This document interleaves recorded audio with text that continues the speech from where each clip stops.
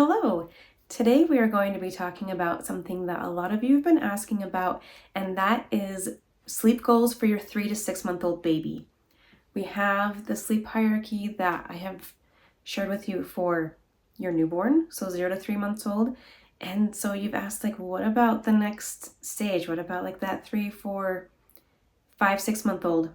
So today we're going to talk about that. This stage of 3 to 6 months old can actually be kind of tricky for sleep. It can be kind of like in between where things can be a little bit chaotic, but it's also the perfect time to start building those sleep habits if you haven't already. So let's dive into the sleep goals for this age group so you know what you should be doing right now.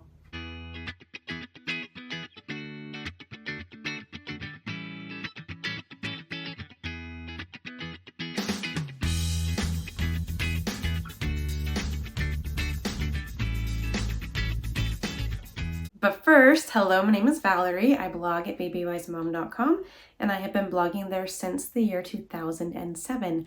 I have 4 children who currently range in age from 12 to 19 years old, and I love helping parents, love parenthood, and be able to be as successful as you possibly can. All right, let's talk about sleep for your 3 to 6 month old. This is a time when you really want to start getting more consistent with your baby's sleep schedule. I once read in a baby sleep book that by 4 months old, your baby should be sleeping where you want them to be sleeping at 12 months old. So it really is important and it is worth working on right now. But of course, not all babies are the same. You can't just give a black and white statement and that will work for every single baby. And even just in this range, think about how different a 3.5 month old is from a 5.5 month old. So I'm going to give you some goals to focus on, but always take into consideration your individual baby and your individual baby's needs and abilities.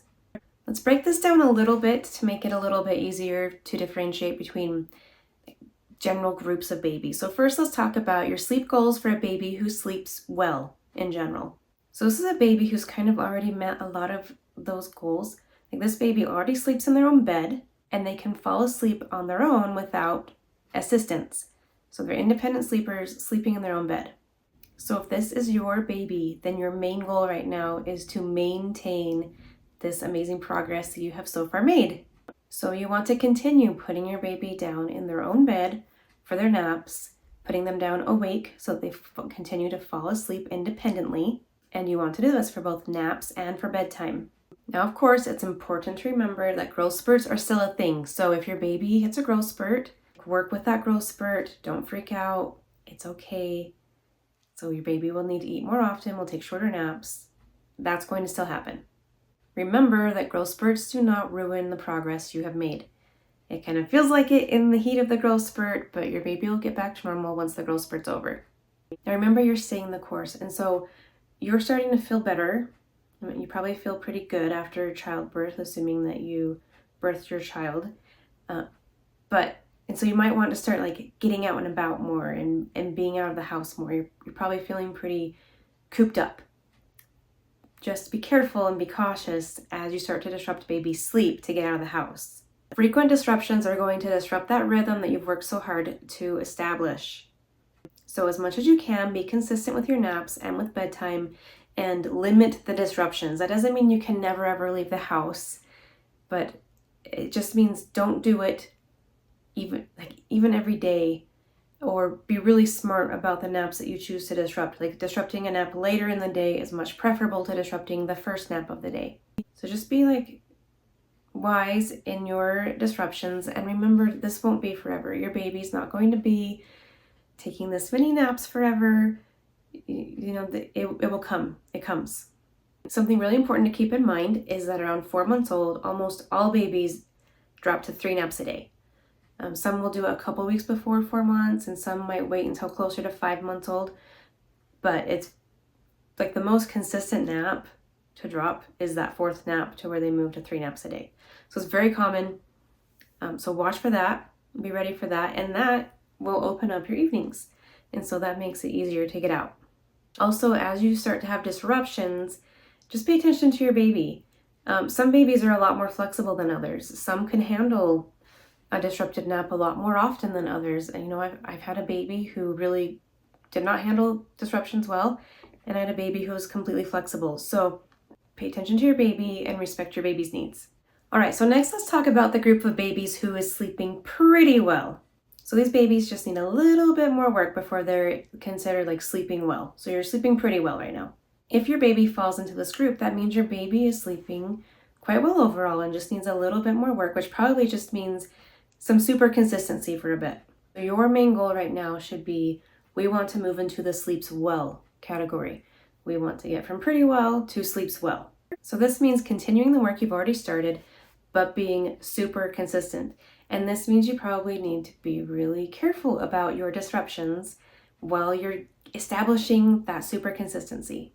So here's what you want to do. First, you want to stick to your sleep routine. So try to be home for your naps most of the time. So most of the time, you're home for naps. The more consistent you are, the faster your baby will adjust and move into that sleeps well category.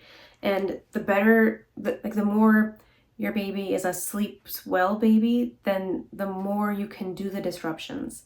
And then they move back. They get disrupted, but they move back to sleeping well. If you never let them get to the point of sleeping well, then they just always stay in pretty well. The second thing you want to do is make sure you're putting your baby down for naps and bedtime awake. Make sure that they are able to fall asleep independently. And then third is really pay attention to those wake windows. Wake windows are so important for solid naps. You want to make sure your baby's awake for the correct amount of time. If they are, then they'll fall asleep much more easily, and then they will take a solid nap instead of a too short of nap. So keep in mind that, moving from pretty well to well will take some time, and consistency is key. Typically, if you really give yourself 2 weeks of super consistency, then things tend to fall into place in that amount of time. Some babies will fall into place much faster, and some take that full 2 weeks. But if you just say like, I'm clearing my calendar for 2 weeks, we're being totally consistent, baby sleep comes first, then you should see yourself moving from sleeps pretty well into my baby sleeps well. All right, finally, let's talk about the babies that are in the 3 to 6 month age who do not sleep well. This is definitely not fun. It is much more fun to have a baby who sleeps well. So I know you're struggling, you're looking for some answers. Your baby might be fighting naps, or your baby might need props in order to fall asleep and cannot fall asleep on their own, or maybe both.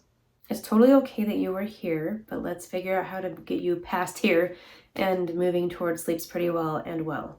So this is a great age to fix these problems, and it is easier to fix them now than it will be down the road. A lot of times people think it's easy as humans to think like, oh, if I wait, it's going to be easier for me to fix whatever my problem is later. Like dealing with it later will be easier than now.